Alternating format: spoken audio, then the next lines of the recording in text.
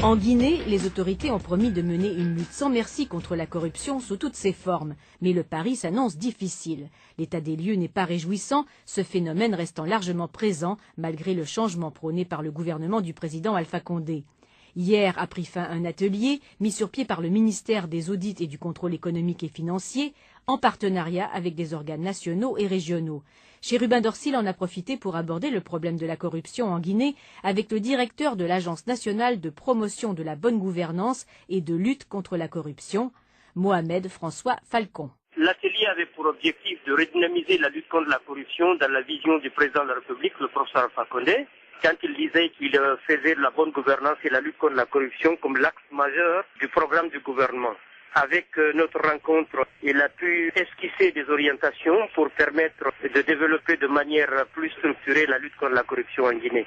Donc l'objectif principal de l'atelier, c'était non seulement de revoir les textes qui gouvernent la création, le fonctionnement de l'agence, mais aussi de l'autre côté, essayer de voir comment on pourrait établir le partenariat national avec toutes les entités et institutions qui luttent contre la corruption et qui procèdent à la promotion de la bonne gouvernance, mais aussi voir comment renforcer ce qu'on appelle le partenariat international avec les entités de lutte contre la corruption au niveau sous-régional, régional et international. Le deuxième objectif, c'était de regarder un peu le projet de loi anticorruption qui est déjà présenté au ministre du Contrôle économique et financier pour le gouvernement en vue d'adoption et transmission au Conseil national de la transition qui fait office de parlement guinéen dans le cadre de la transition en attendant la mise en place d'un parlement élu de manière démocratique comme le président de la République.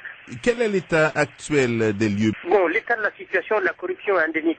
Les enquêtes que nous avons pu réaliser avec un financement de la Banque mondiale en 2005, imaginez 2005, et l'enquête a révélé que 500 milliards de francs guinéens disparaissaient en faveur de la corruption au détriment de l'État, mais pour des personnes de manière illégale.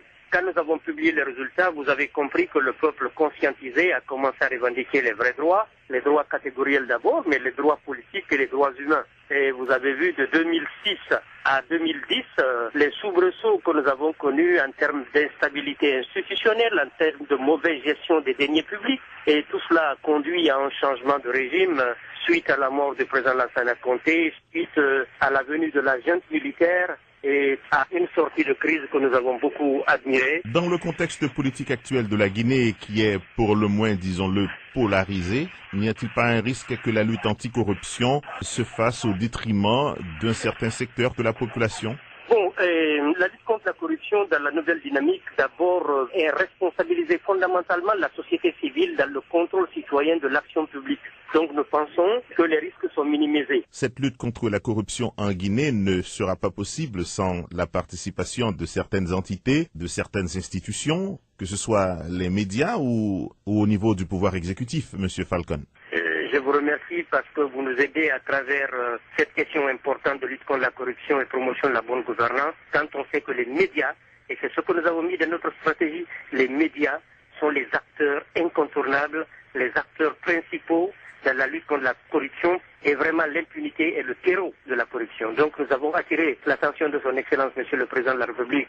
Nous supposons, sur la base de la nouvelle Constitution de la République, qui indique fondamentalement les principes généraux de droit, et nous pensons qu'en respectant le contenu de la Constitution, on aurait gagné 50% dans la lutte contre la corruption. Mohamed François Falcon, directeur de l'Agence nationale de promotion de la bonne gouvernance et de lutte contre la corruption en Guinée.